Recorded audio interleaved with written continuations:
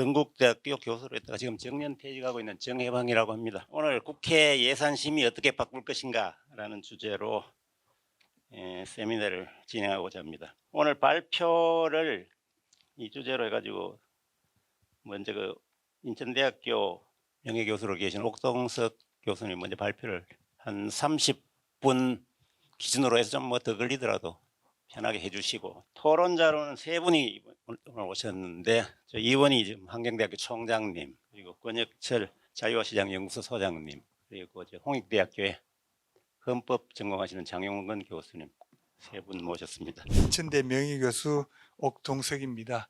제가 우리 최 원장님께서 열린사회포럼 이사장이라고 소개를 해주셔가지고 제가 쑥스러워서 말씀을 안 드렸는데, 뭐 간단히 소개 말씀드리면은 그냥 저보고 그냥 혼자서 명예교수로서 왔다 갔다 하는 게 너무 좀 척은하게 보여가지고 그냥 열린사회포럼이라고 이사장 직함을 하나 주면서 열심히 해보라고, 그래서 제가 오늘 첫 행사로 이렇게 준비를 해봤습니다.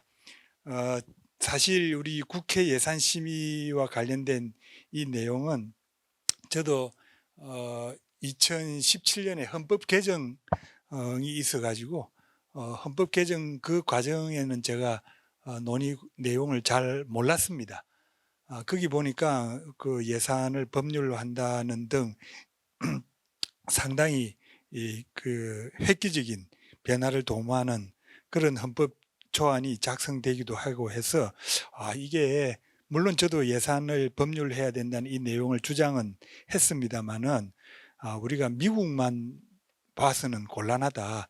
그리고 다른 나라들을 봤을 때는 우리가 성급한 것 같다. 그리고 또 그 내용에 대해서 충분한 검토가 이루어졌는가, 그런 우려를 하고 있었습니다. 그러던 차에 우리 장용근 교수께서 저하고 이렇게 만나서 이런저런 얘기를 하는 과정에서 그 당시 있었던 여러 가지 그 비하인드 스토리를 말씀을 많이 해주셔가지고 그걸 들으면서 우리 사회가 사실은 이 국회의 예산권과 행정부의 어떤 예산권 배분에 있어서 상당한 그 수준 높은 연구는 어느 정도 뭐 깊이 있게 연구는 안 돼 있습니다만은 좀 돼 있는데, 너무 단편적인 지식이 우리 그 의사결정 과정에서 너무 쉽게 받아들여지고 있다, 이런 느낌을 받았습니다.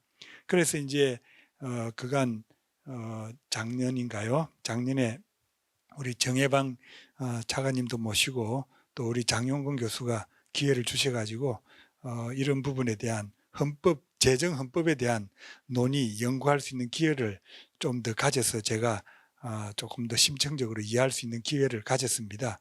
그래서 그 결과로서 제가 예산심의를 행정부와 의회의 배분 관계에 대해서 우리가 새로 다른 나라들의 사례들을 충분히 보면서 또 우리가 이런 방향으로 가야 된다는 그런 제안을 해보고자 했습니다. 오늘 이 자료는 나중에 다 홈페이지에 게재가 되지 않겠습니까? 네. 혹시 뭐 보시는 분 있으면 참조로 출력을 해서 봐주시면 좋겠고요. 다만 제가 이 내용은 여전히 좀 잠정적인 수준에 있기 때문에 일부 내용에 있어서는 상당한 추측에 의해서 작성된 부분도 있고, 또 상당 부분, 거의 대부분은 제가 객관적인 근거 자료를 댈 수 있습니다만은 일부 내용은 좀 추측한 측면도 있기 때문에 인용을 혹시 하실 때에는 저한테 연락을 주시면은 뭐 특별한 게 아니면은 다 저희 의견을 말씀드리도록 하겠습니다. 저희 오늘 발표 자료는 크게 4개의 챕터로 되어 있는데, 머릿말과 뭐 전반적인 내용을 소개하는 거고, 두 번째로는 행정부와 의회의 예산권 배분에 있어서 주요 선진국들의 경험들, 사례들, 이걸 참 파악하기는 어렵습니다만은 뭐 여러 문헌들을 통해서 파악한 내용들을 한번 정리를 하고, 그 다음에 이제 3장에서는 우리나라는 단계별로 어떻게 예산권이 배분되어 있는지를 한번 조명하면서, 마지막 제4장에서는 이런 제도를 우리가 도입해야 되겠다라는 생각으로 뭐 여기서는 크게 4가지를 정리를 했습니다.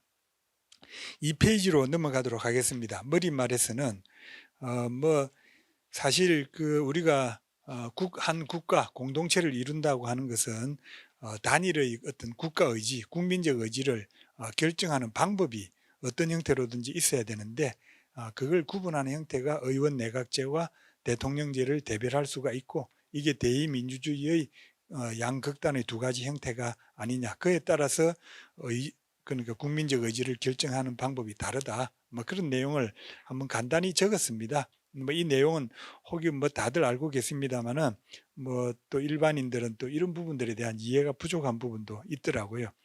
그다음에 이제 이 머릿말에서 제가 강조하고 싶었던 내용은 법률과 예산은 분명히 달라야 된다. 이 내용을 좀 강조하고 싶었습니다.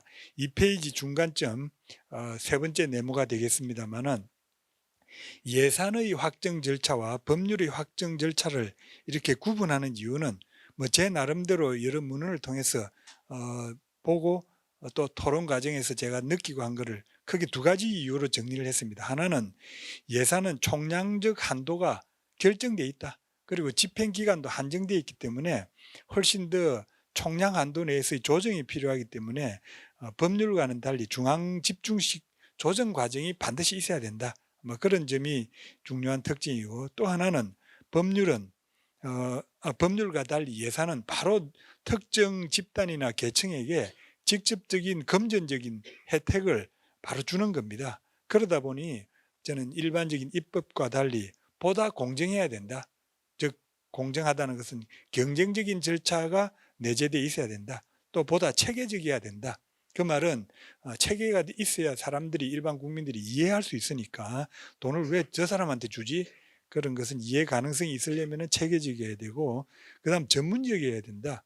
결국 이거는 능률과 실질이 보장이 돼야 된다. 효율성이라는 말로 표현할 수 있습니다만 효율성이라 하면은 또 요즘 싫어하는 사람들이 너무 많아가지고 그래서 저는 능률 뭐 이런 말로 한번 조금 완화시킨 표현을 해봤습니다. 자, 그러면 이제 예산의 확정 절차가 법률과 이렇게 다른데 그러면 이제 우리가 행정부하고 의회의 원래 본질적인 기능을 보면은 행정부는 수장을 중심으로 하향식 지휘명령 체계가 작동하는 하이라키 체계의 의사결정을 갖추고 있고 의회는 이게 뭐 개별 의원이 헌법기관이다라는 말이 있는 것처럼 모두 다 수평적인 관계 속에서 상향식 이해조정을 통해서 의사결정이 이루어지는 그런 특징이 있기 때문에 이 두 가지를 잘 조화시켜야 된다. 그래서 이제 전문적인 체계적인 의사결정은 행정부가 더 잘한다. 대신에 국민들의 요구를 반영하는 어떤 수능성은 의회가 더 우월할 것이다. 그 다음에 행정부는 예산을 직접 집행하기 때문에 아주 미세하고 세부적인 정보들을 많이 갖고 있다. 그 대신에 의회는 좀 한 걸음 떨어져서 거시적이고 전략적 관점의 논의에 훨씬 더 많은 장점을 가지고 있다. 이런 점을 감안해서 우리는 예산의 확정 절차에 대해서는 행정부와 의회의 권한을 적절하게 잘 배분하는 형태로 해야 되겠다. 이런 말씀을 드리고 싶습니다.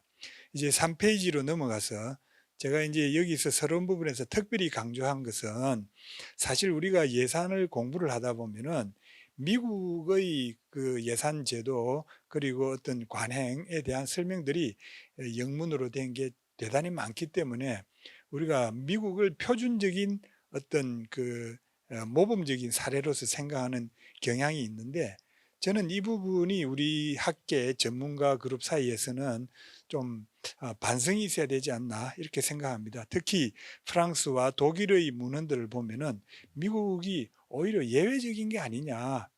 그래서 OECD 국가들의 모임에서도 보면은 미국을 예외로 취급하는 경우가 상당히 많이 있습니다.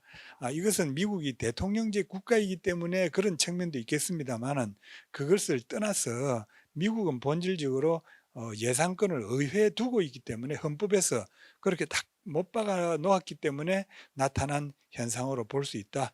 그런 면에서 저는 미국은 예외로 우리가 좀 보면서 독일이나 프랑스 특히 저는 프랑스가 의미 있는 사례가 되지 않을까 생각하고 있는데 이런 부분들에 대한 공부를 연구가 좀 더 많이 있어야 된다. 그런 점을 제가 머릿말에서 강조하고 싶었고 또 하나는 그러면 오늘 연구의 제2장 주요 선진국의 사례들은 뭘 근거로 이렇게 얘기하고 있느냐 이것은 미국, 영국, 프랑스, 독일의 예산 제도에 대해서는 우리나라에 여러 가지로 소개된 바들이 간헐적으로 또 많이 뭐 조금씩은 있습니다. 그런 것들을 제가 중점적으로 봐서 정리했던 내용이다 라고 말씀드리고, 그리고 이제 제가 이거는 좀 오래전에 얻었던 그 취득한 자료였는데 2007년에 영연방의회협의회라고 제가 번역을 했습니다마는 연연방의 국가들 전 세계 뭐 몇 개국인지 모르겠습니다만 굉장히 많지 않습니까?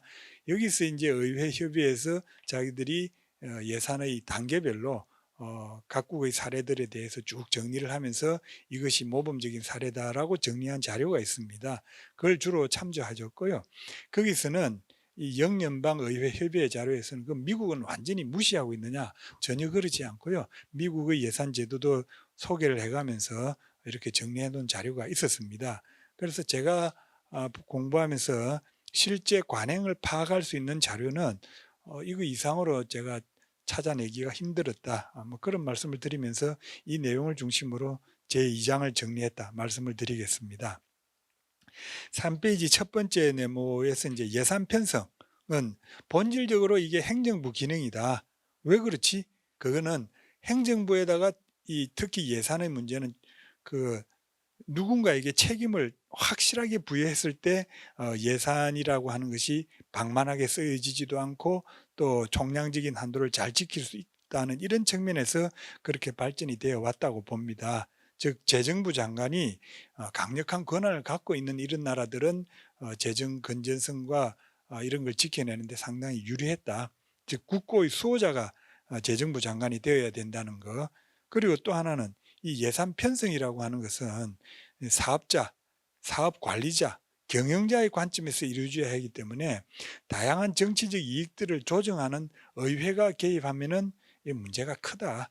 이런 판단이 있기 때문에 예산 편성은 본질적으로 행정부 기능으로 간주하고 있습니다. 제가 최근에 요즘 우리가 총선 과정에서 공천을 주고 이러지 않습니까? 제가 그걸 보면서 느낀 것 중에 하나가 의원들이 탈당을 하면은 한 1000명, 또 경우에 따라서는 한 2000명, 3000명을 데리고 같이 탈당을 하더라고요. 저는 이것이 정치의 본질을 잘 설명한다고 봅니다. 즉 그것은 무엇을 이야기하느냐 하면은 정치인이 당선이 되려면은 적어도 2000명 내지 3000명의 식수를 거느리고 다닌다 이거죠. 그건 무엇을 이야기하느냐 하면은 정치인이 한 명의 정치인이 권력을 쥐게 되면은 적어도 3천 명을 뭐 이런 표현이 적절할지 모르겠습니다. 먹여 살려야 됩니다. 자, 그러면 우리가 이걸 의회에다가 권한을 주게 되면은 의회가 국회의원이 300명인데 300명 곱하기 3,000명. 어우, 그 뭐 대한민국 인구의 굉장히 많은 수들을 이게 그 국회의원들이 이거 관심을 가지고 돌봐야 될 사람이다 이거죠. 그런데 행정부는 대통령 한 사람 정치인 그 사람 뭐 중심으로 해가지고 한 3,000명 정도 아이고 뭐 그 정도는 뭐 어쩔 수 없고 그러면은 대통령 훨씬 더 체계적이고 전문적인 결정을 내리는데 도움이 되는 거 아니냐. 결국 정치적인 영향력이 이렇게 작용하기 때문에 예산 편성은 행정부에 가야 된다. 뭐 이런 것 같습니다. 그 다음에 이제 또 하나 중요한 사실은 3페이지 마지막 네모가 되겠습니다만은 예산을 편성하려면 예산 근거법, 우리 한국말로 예산 근거법이라 그러죠. 그리고 매년도 예산 편성 과정 두 가지 절차로 반드시 구분되어 있어야 됩니다. 저는 이것이 왜 이렇게 구분되어 있는가 이걸 보면은 4페이지로 넘어가겠습니다만은 미국의 문헌을 보면은 이게 중세 시대의 영국 의회에서 비롯된 것으로 알려져 있더라고요. 이게 왜 그러냐 하면은 예산 편성할 때 서로 막 이익의 갈등을 조정하려면은 그 결정이 늦어져 가지고 국정이 마비될 수 있다. 그럼 어떻게 하느냐? 예산 근거법이라고 해가지고 미리 예산이 편성 가능한 어떤 기관 사업들을 미리 정해놓고 그리고 이제 그 사업에 대한 어떤 법률적인 어떤 집행 방법 등을 잘 정리를 해두고 그래서 예산 편성 과정에서는 돈만 쫘라락 뿌려내는 그런 형태로 해야만이 의사결정이 빠르다. 그리고 예산 근거법을 만드는 것은 상당히 좀 당년 돈이 당장 보이지 않으니까 합의도 이루어내기도 쉽고 하니까 그런 절차가 발전이 해왔다고 봅니다. 우리나라도 이제 이런 제도를 가지고 있기 때문에 저도 이 부분은 뭐 확인은 확정적으로 말씀 못 드리겠습니다만 우리나라에서도 결국은 예산을 편성하려면은 예산의 근거법이 어디 예산 편성의 근거가 어디에 있느냐 이렇게 얘기하는 것이 바로 이런 것이 아닌가라고 생각을 하고 있습니다. 자, 그러면 이제 이게 4페이지 두 번째 네모로 가겠습니다. 조금 이제 빠뜨리는 부분도 생략하는 부분도 있고 해서 제가 이제 보니까 미국을 제외한 주요 선진국들은 의회의 무분별한 예산 근거법 입법을 방지하기 위해 헌법상의 규정을 마련하였다. 저는 이 점이 굉장히 중요하다고 봅니다. 사실 그 밑에 읽으면 영국 의회는 제가 이 부분 중요하다고 생각하기 때문에 좀 읽어보겠습니다. 사실 의회의 의사규칙에서 재정 부담이 발생하는 어떠한 법안 또는 결의도 내각을 통한 동의가 접수될 때까지는 의회 내에서 검토 자체를 금지한다 라는 원칙이 확립되어 있습니다. 다시 말해서 예산 근거법 함부로 만들지 말라는 겁니다. 그 다음 독일의 경우 1949년의 독일 기본법, 물론 그 전에 바이마르 공화국 헌법에서도 이런 내용이 있었습니다만은 1949년도 독일 기본법에서는 이렇게 규정하고 있습니다. 연방 정부가 제안한 예산안의 지출을 정액하거나 또는 새로운 지출을 포함하거나 향후 초래하는 법률은 연방 정부의 동의를 요한다. 이는 수익 감소를 포함하거나 향후 초래하는 법률에 대해서도 동일하다. 함부로 하지 말라는 거죠, 의회가. 그 다음에 1958년에 제정된 프랑스 헌법에서도 공공재원의 감소 또는 공공지출의 신설 또는 증가를 수반하는 의원이 발의하는 법률안 및 개정안은 접수될 수 없다. 이렇게 굉장히 의회가 예산 근거법을 막 만들어 가지고 예산을 편성하도록 하는 것은 곤란하다 이거죠. 이것은 행정부의 동의가 반드시 있어야 된다는 그런 내용으로 이해할 수 있겠습니다. 그 다음 5페이지로 넘어가겠습니다. 그러면 이제 이런 미국은 예외라고 봤습니다. 저도 처음에는 미국이 전 세계의 보편적인 어떤 기준점이 돼야 되지 않겠는가 생각을 많이 했습니다만은 근래 이제 이런 내용들을 보면서 이게 미국이 상당히 어떤 면에서는 예외적인 사례구나 하는 걸 많이 느꼈습니다. 즉 미국에서는 의회가 수권법이라고 하죠. 영어로는 Authorization Act인데 이것을 예산 근거법이라고 볼 수 있는데 의회에 아무런 제한을 두고 있지 않기 때문에 이건 뭐 의회가 마음만 먹으면 얼마든지 만들어낼 수 있습니다. 이렇게 된 이유는 헌법 자체 내에서 의회가 예산권을 가진다라고 1776년 독립 당시부터 그렇게 헌법이 만들어져 있었기 때문에 이것을 고치지 않고 지금까지 하다 보니까 의회의 예산권이 전 세계적으로 미국 의회가 가장 세다. 그렇기는 합니다만 미국도 여러 가지 역사적으로 우여곡절을 겪으면서 이 행정부에게 예산 편성권을 주지 않으면 안 되겠구나 해서 1921년도에 행정부에다 예산 편성권을 줍니다. 그러다가 이제 행정부 예산 편성권을 주고 난 뒤 행정부 예산이 너무 권한이 세다. 그걸 견제하기 위해서 1974년에 다시 미국은 의회 예산법이라고 해가지고 우리로 치면은 저는 국회법이라고 봅니다. 국회법의 예산 조항이라고 저는 볼 수 있다고 보는데 거기서 이제 우리 국회도 우리 의회도 우리 예산 잘 할 수 있습니다.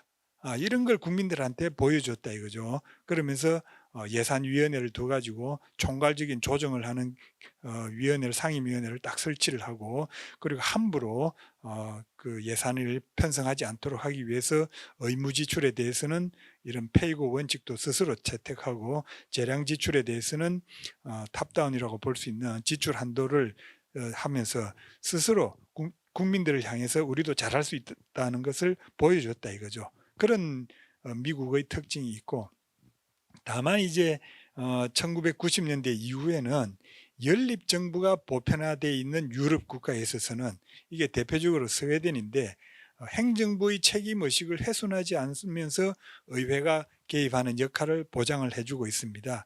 그것이 잘 알려져 있는 프리버짓이라고 해가지고 예산 총량 규모와 분야별 배분에 대해서 우리로 치면은 국가재정운용 계획이 되겠죠. 이것을 확정적으로 정하는 의회하고 협력하여서 이런 정도까지는 나아가고 있다라고 말할 수 있겠습니다. 그리고 이제 의회가 예산 편성에 개입하는 것이 많이 인정되는 부분은 거시경제 변수들에 대한 판단을 이렇게 제시함으로써 예산 편성이 지나치게 낙관적으로 이루어지지 않도록 행정부를 견제하고 있다고 볼 수 있겠습니다. 그 이제 두 번째로 예산 승인 단계에 있어서의 국제적인 기준은 무엇이냐? 당연히 이제 예산 승인은 민주주의 국가가 되려면 의회에서 확정을 지어야 됩니다. 6페이지로 넘어가서 그러면은 예산 수정을 어느 정도로 할 수 있느냐? 의원 내각제 국가는 이거 내각의 신임이 굉장히 중요하다. 그래서 의원 내각제 국가에 있어서는 내각이 즉 행정부가 자신이 편성한 예산을 의회에서 통과시키지 못할 정도라면은 그거는 내각이 이 의회의 신임을 받지 못하는 것이다. 이런 인식을 많은 국가들이 갖고 있습니다. 그래서 만약에 예산을 고치게 되면은 그건 내각 불신임으로 간주되는 거죠. 그럼 내각 불신임을 했을 때 내각이 힘이 세면은 아이씨 뭐 우리도 뭐 국회를 해산하겠다 이렇게 된다는 겁니다. 그래서 의원 내각제에서는 이 기본 원리가 예산을 수정하면은 이건 내각 불신임으로 간주되고 내각 불신임으로 간주되면은 내각은 의회를 해산할 수 있고 의회가 해산되면은 총선으로 이어지니까 국회의원들 자신들도 괜히 내각 불신임 돼 가지고 뭐 임기도 단축해 가면서 그런 위험 부담을 잘 안 한다는 것이죠. 물론 이제 의원 내각제의 형태에 따라서 많이 내각 불신임으로 간주하는 것이 아주 심한 경우도 있고 약한 경우도 있겠습니다. 자, 그래서 이제 그거는 이제 뭐 그런 정도로 해놓고 그 다음에 이제 6페이지 두 번째 내문인데요. 그 다음에 제가 여기서 강조하고 싶은 것은 예산 승인할 때 그러니까 우리가 아까 제가 이야기할 때 예산 편성은 예산 근거법을 만드는 절차 하나, 그 다음 매년도 예산 편성하는 절차 두 가지가 있는데 그 의회가 예산 근거법을 행정부의 동의 없이 함부로 못한다는 것이 헌법상의 규정으로 미국을 제외하고 다 확립되어 있고 그러면 예산 편성 과정에서 고칠 수 있느냐? 왜냐하면 영국, 독일, 프랑스 의회에서는 이게 예산이 법으로 되어 있습니다. 법이라는 이름이 되어 있다 보니까 그러면은 그 아까 헌법상의 조항이 법안을 제한할 수 없다라고 되어 있기 때문에 예산 승인 과정에서 행정부가 동의해 주지 않으면은 이걸 고칠 수가 없다라는 것이죠. 그래서 영국, 독일, 프랑스 의회에서는 거의 고칠 수가 없다. 물론 이제 독일은 조금 다르기는 합니다만 그런데 이제 프랑스는 이게 사실은 의회가 제4공화국 이전까지만 하더라도 예산을 많이 수정을 해왔습니다. 왜냐하면 의회 해산으로 잘 연결이 잘 안 됐기 때문에 즉 영국과 같은 데서는 불신임 바르면 바로 의회 해산하고 막 이렇게 견제와 균형이 의회와 행정부 사이에 잘 확립이 돼 있었지만 프랑스는 제4공화국까지 의회 해산도 잘 안 하면서 내각 불신임이 많아지고 뭐 이러다 보니까 그 행정부 권한이 너무 약하다라고 해서 굉장히 강력한 권한을 드골 헌법에서 부여를 했습니다. 그래서 우리가 근래에 6페이지 제가 하단 부분에 대한 설명인데 이걸 신임 투표하고 연계해 가지고 의결을 요구하는 겁니다. 이번에 마크롱 대통령이 연금개혁법 통과할 때 바로 이걸 활용을 했다라고 합니다. 연금개혁안을 법을 통과를 하겠다. 이걸 만약에 국회에서 그 연금개혁법에 대해서 의결하는 것이 아니라 우리를 불신임해라. 그래서 불신임하면 의회가 해산되니까 그래서 이런 아주 그 뭐라 그럴까요? 강력한 장치를 가지고 행정부가 밀어붙일 수 있는 이런 제도적 장치가 있었다는 것을 얘기를 하면서 프랑스 제5공화국에서는 적어도 예산에 대해서는 의회의 권한이 거의 무력화되어 있다. 뭐 그런 내용을 말씀드리겠습니다. 7페이지로 넘어가면 거기 표 1이 있습니다만은 그 프랑스에서 이런 그런 거 말고도 블록 투표, 신임 투표 연계 의결 이건 아까 설명한 거고 지출 정액 및 수익 감소 금지하는 거 그리고 법률 명령에 의해서 예산을 확정시키는 거 즉 의회가 어떤 기간까지 예산을 의결하지 않으면 행정부가 예산을 그냥 확정시켜 버리는 이런 것까지 헌법에 있다는 겁니다. 그래서 프랑스는 의회가 예산권이 거의 무력화되어 있다. 그다음 7페이지에서 이제 독일은 의원 내각제지만 연립 정부의 전통이 강해서 영국만큼 엄격하지는 않습니다만은 그래도 그 약간의 수정은 이루어지고 있다라는 그런 근거를 어떤 자료를 통해서 확인할 수가 있었습니다. 다만 이제 우리가 미국의 대통령제에서는 행정부가 예산을 편성해 와도 의회가 그냥 참고만 하고 그냥 의회의 수정은 거의 무제한적으로 이루어집니다. 물론 이제 전문성은 행정부가 훨씬 많기 때문에 행정부의 도움을 받아 가지고 의회가 예산을 수정하고 뭐 그런 걸로 이해는 하고 있습니다만은 이제 이렇게 의회가 막 그냥 통과시키게 되면은 여기에 대해서 대통령은 거부권으로 저항한다. 다만 이제 이걸 총체적 거부권 전체에 대해서 거부하도록 되어 있는데 미국 주 정부에서는 항목별 거부권이 주어져 가지고 특정 사업에 대해서도 거부권을 행사할 수 있는 이런 것들이 미국 주 정부에서는 거의 보편적으로 되어 있습니다.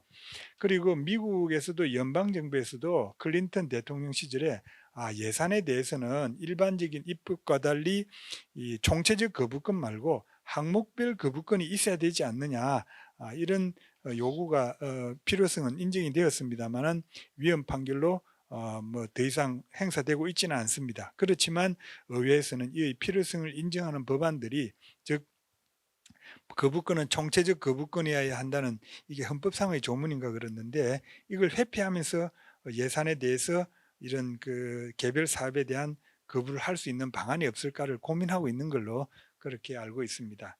8페이지로 넘어가겠습니다. 그래서 예산 승인 과정에서 제일 중요한 것은 의회 내에 예산위원회가 존재해 가지고 각 상임위원회의 예산 심사를 감독하고 조율할 수 있어야 된다. 뭐 그런 내용이고요. 그 다음은 이제 그럼 회계년도 개시 이후까지 예산이 승인되지 않은 경우에는 어떻게 하느냐 여기에 대해서는 뭐 가예산이나 준예산 제도가 반드시 마련되어 있어야 되는데 우리나라는 준예산이기 때문에 준예산에 대해서는 어떻게 하는가에 대한 법률상의 규정이 반드시 마련되어 있어야만이 혼란이 없지 않겠는가 뭐 그런 내용이 되겠습니다. 그리고 이제 예산안은 사실은 그 법률상의 조문과 금액으로 이렇게 구성이 되는데 미국의 경우에는 이 예산 그 편성 내용 자체 내에서 이런 법률상의 조문들이 굉장히 많습니다. 그런데 영국과 프랑스, 독일을 보면은 그 매년도 예산 편성 안에서 그런 어떤 법률 조문 형태의 예산은 그런 내용들이 그다지 많지 않다. 그 말은 결국은 많은 부분을 행정부에 위임하고 있다는 그런 느낌이 들었습니다. 그래서 저는 이 부분에 대해서는 우리가 미국의 제도가 우리나라에 많이 소개가 되고 있는데 영국, 프랑스, 독일의 사례들을 우리가 좀 더 깊이 있게 연구해서 미국과 비교함으로써 우리가 과연 무엇이 적절한지를 판단해 보는 과정이 있어야 된다. 이런 말씀을 드리겠습니다. 그 다음 9페이지로 넘어가서 예산 집행 단계에서 그럼 국제적인 관리와 기준은 뭐냐. 여기서는 이제 의회와 행정부 사이의 권한 배분에 있어서 가장 핵심적인 것은 9페이지 두 번째 네모가 되겠습니다만은 의회가 승인한 예산을 행정부가 반드시 집행할 의무가 있는가. 이게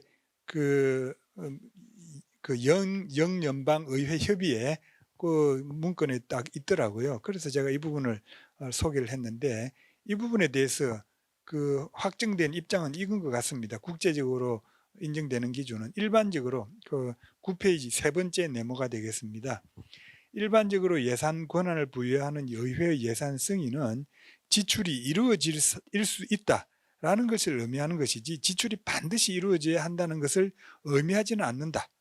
그리고 이것은 권력 분립의 미국에서도 일반적인 견해다라고 하면서 각주가 있더라고요. 그 9페이지 마지막에 각주를 한번 보면은 제가 참조한 문헌은 맥기라는 영연방의회 협의회 자료고요. 거기서 이제 이런 그 미국의 자료를 소개를 하면서 근거로 제시하고 있던데 이 부분엔 연구도 사실 헌법학자들이나 좀 우리 재정학 하는 사람들이 좀 해야 되지 않느냐, 뭐 그런 생각을 갖고 있습니다. 자, 그런데 이제 그러면은 미국에서는 뭐 그다음 요거 연결시켜서 10페이지로 넘어가겠습니다. 10페이지에서 그 옛날에 이제 미국에서 1974년에 그 10페이지 첫 번째 내문인데요. 의회 예산법에서 의회가 승인한 예산 항목을 행정부가 집행을 하지 않는 것을 임파운드먼트라고 해가지고, 그럴 때는 앞으로 대통령이 사전에 의회의 승인을 받아라, 이렇게 요구하는 법이 1974년도 의회 예산법에서 규정이 되어 있습니다. 그러다 보니까 이건 미국이 굉장히 예산 권한이 의회가 강하다 보니까 이런 규정이 있다라고 이해하는 게 저는 맞다고 봅니다. 자, 그 대신에 이제 예산 집행 단계에서 또 중요한 그 의회와 행정부 사이의 권한 배분에 있어서 중요한 문제는 9페이지로 다시 돌아가서 우리가 위에서 네 번째 네모가 되겠습니다만은 인타이틀먼트라고 불리는 수급권, 사실 이게 우리말로 번역을 할 때는 수급권이라고 번역을 하죠. 그런데 미국의 문헌을 보면은 권리, right하고 entitlement를 영어로 구분하더라고요. 그래서 저는 이게 번역이 이게 왜 권한인가 권리인가 이건 좀 과하게 된 거 아니야? 이런 생각이 좀 들었습니다. 아무튼 자격급여죠. 자격을 갖춘 사람한테 급여를 주는 것인데, 사실 이게 그러면은 법적인 의무가 존재하는가? 이 행정부가 예산을 편성해야 될, 저는 뭐 이게 본질적으로 따지고 들어가면 이건 정치적 의무라고 봐야 된다고 봅니다. 왜냐하면은 뭐 우리나라 연금법 개정하듯이 뭐 자꾸 바꿀 수도 있으니까. 그래서 이제 과연 행정부가 예산을 편성할 때 그러면은 계약에 의해서 지급해야 될 예산과 어, 법적으로 지급해야 될 예산, 이게 앞으로 뭐가 더 중요하냐, 이게 굉장히 충돌할 수 있는 문제가 될 수 있겠다, 뭐 그런 생각을 한번 정리를 해봤고요. 그 다음 9페이지 밑에서 두 번째 네모입니다. 제가 이 부분을 좀 강조하고 싶습니다. 예산 항목들은 일반적으로 의회가 결정하는 입법 과목과 행정부가 재량적으로 결정할 수 있는 행정 과목을 구분이 되어 있습니다. 우리나라도 이렇게 구분이 되어 있죠. 그래서 입법 과목의 이걸 이용이라고 하는데, 이용에 대해서는 의회의 동의과 승인을 받아야 되고, 행정 과목은 전용이라 해가지고 행정부의 재량으로 하는 것이 되어 있다. 우리나라 국가재정법이 그렇게 되어 있는데, 저는 이게 다른 나라는 어떻게 되어 있지 이걸 모르다가 근래 작년에 이제 이걸 새삼 깨닫게 됐는데, 프랑스도 이렇게 하고 있더라고요. 즉 의회를 통과하는 것은 32개의 입법 과목 미션에 대해서만 의회 표기로 이루어지고, 그 밑에 거는 행정 과목으로 간주하고 있다는 겁니다. 그래서 우리가 이 부분을 보면서 예산 항목의 분류에 있어서도 입법 과목과 행정 과목의 분류가 다른 나라 프랑스도 이렇게 잘 이루어지고 있구나. 그럼 그에 따른 이런 식으로 의회와 행정부의 예산 집행 단계에서의 권한이 구분되구나 하는 걸 느꼈습니다. 그래서 저는 이게 독일도 좀 봐야 되는데, 뭐 연구가 좀 이루어지면 좋겠는데, 뭐 이런 생각이 들었습니다. 그 다음 이제 10페이지에 결산 심사 단계로 넘어가겠습니다. 결산 심사는 일반적으로 이제 이건 당연히 의회의 권한이 세야 되죠.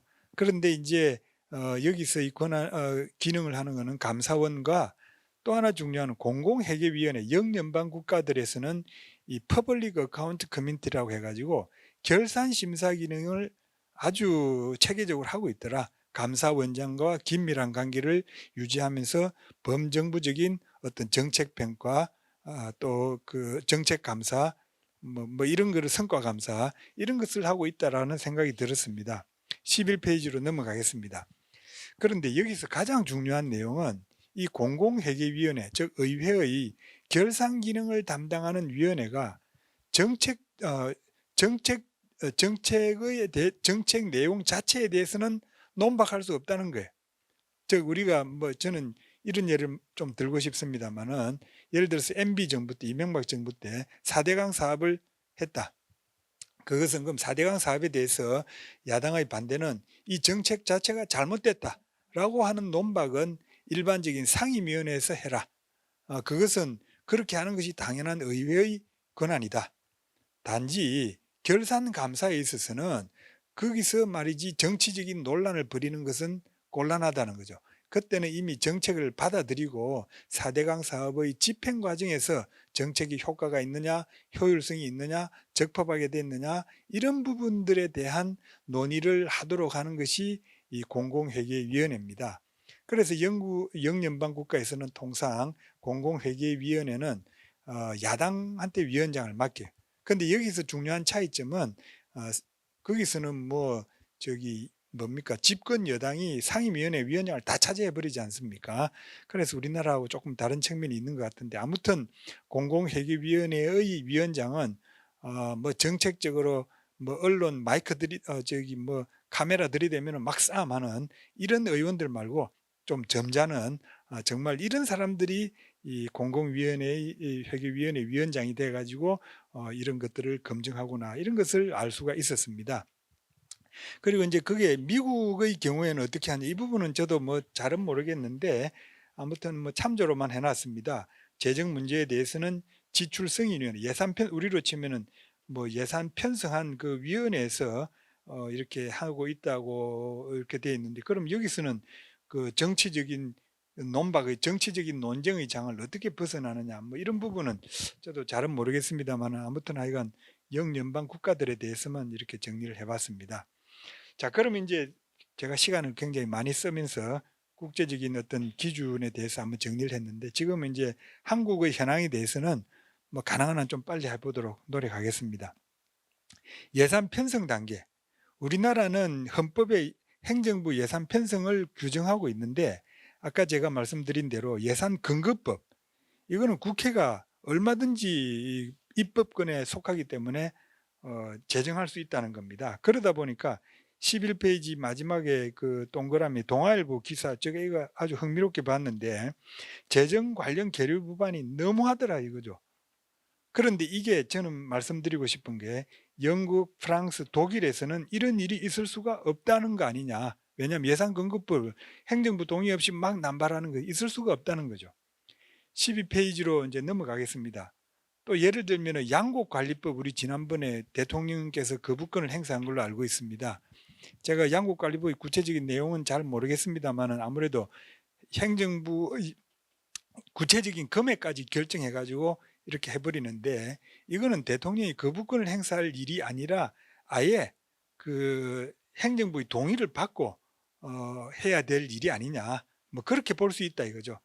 그러니까 프랑스, 영국, 독일의 경험을 우리가 존중한다면은 그리고 제가 또 하나는 우리나라 예산 편성 과정에서 여러 가지 문제 예비 타당성 조사 면제를 남용하고 있다는 거다. 법에서. 이거는 행정부 예산 편성을 전 침해한다고 봅니다. 왜냐하면은 그 입법 과목 내에서 사업을 선택하는 것은 그건 행정부가 전문성을 발휘해서 하는 것이고 거기에 대해서는 의회가 나중에 타당성 조사 결과를 보면서 논박은 할 수는 있을지언정 그걸 아예 면제를 시키는 거는 이거는 행정부 예산 편성을 판단하지 말고 그냥 이 사업은 채택해 주세요. 뭐 이런 거 아니냐 이거죠. 근래 달빛 고속철도 건설법 이 예타 면제 시켰는데 이거는 뭐냐 하면은 그냥 이 사업 해. 의회가 이렇게 법을 만드는 거는 예산 편성에 대한 침해다. 이건 잘못된 거다. 이런 이야기입니다. 그 다음 이제 13페이지로 넘어가서 이거는 이제 제가 강조하고 싶은 것은 우리나라 그 표 2에 보면은 국회가 예산을 수정하는데 행정 과목에 대한 수정이 너무 많다. 그러니까 우리가 예산 과목 체계에서 어떤 의회가 어떤 그 예산에 대한 전략적인 판단 그리고 어떤 미션에 대한 어떤 분야별 배분에 대한 조정 이런 거를 이야기를 하지 않고 자기 지역구 사업들 가지고 전부 다 막 이게 엄청나게 지금 늘어나고 있습니다. 이런 부분들은 막아야 되겠지 않느냐. 이런 현상들이 우리나라 내에서는 너무나 많이 있고 있다. 그리고 이제 이런 정액과 감액의 권한을 그 14페이지 두 번째 줄입니다. 위에서 헌법 제57조 이건 제가 한번 읽어보겠습니다. 국회는 정부의 동의 없이 정부가 제출한 지출 예산 각 항의 금액을 증가한 거나 새 비목을 설치할 수 없다. 이거는 그 우리 재헌 헌법에 들어 있습니다. 왜 들어 있느냐? 아까 제가 이야기한 영국, 프랑스, 독일의 이런 조문을 보고는 우리도 이런 게 있어야 되겠다 해서 넣은 겁니다. 즉 이 말은 뭐냐면은 행정부의 동의 없이 그 사업을 넣을 수 없다는 거죠. 그런데 이게 지금 우리나라에서는 이게 해석이 어떻게 되고 있냐 하면은 정액은 행정부의 동의를 받아야 되고, 그럼 정액은 행정부의 동의 받으면 그럼 감액은 의회가 마음대로 할 수 있다. 그러다 보니까 이게 특히 우리나라 국회가 여소야대로 딱 나눠져 있으면은 야당은 일방적으로 얼마든지 행정부 예산을 감액할 수가 있다 이거죠. 그리고 거기에 대해서 행정부가 대응할 수 있는 거는 야당이 정액을 요구하는 것을 동의하는 거다 이거죠. 저는 이것이 약하지 않냐 이거죠. 권력의 견제와 균형의 관점에서 봤을 때. 그러다 보니까 우리는 여소야대가 되면은 굉장히 국정이 마비될 수 있는 극한적인 상황이 초래될 수 있다. 물론 뭐 서로 잘 합의하세요. 의회하고 행정부가. 이렇게 우리가 뭐 평상시에는 그렇게 되겠지만 아주 극단적인 대결이 이루어지는 상황이라면은 이 조문이 행정부를 너무 취약하게 만드는 거 아니냐, 그런 생각이 든다는 내용이 되겠습니다. 그 다음 14페이지 예산 집행 단계에 대해서는 뭐 입법 과목과 행정 과목의 구분이 우리나라 국가재정법에서도 잘 되어 있기는 하다, 뭐 그 내용을 지적을 했고요. 그 다음 15페이지로 넘어가겠습니다. 결산 심사 단계에 있어서는 지금 우리나라는 국정감사, 국정조사가 여야 간의 정치적 공방의 장이 되면서 정책 감사보다는 언론의 의시간 발언 등에 치중하고 20일 동안 모든 대상 기관을 감사해야 된 시간상 제약으로 아까 연구과 같은 공공회계위원회와 같은 그런 역할을 할 수가 없다. 그래서 우리는 이걸 하기 위해서는 일단 공공회계위원회 위원장은 너무 정치적 공방의 장이 안 되게끔 하는 장치를 마련하고, 그리고 기간을 상당히 넓혀줘 가지고 상시적인 감사가 이루어지고 그걸 가지고 의회 피드백이 될 수 있는 그런 체제가 돼야 되겠다 이겁니다. 이제 마지막으로 한국의 예산권 배분 개편 방향, 지금까지 뭐 대체적으로 다 설명을 했습니다만 다시 한번 정리하자는 내용이 되겠습니다. 우리나라는 예산근거법은 의회가 마음대로 제정할 수 있는데 이거 제한이 저는 필요하지 않나 이거죠.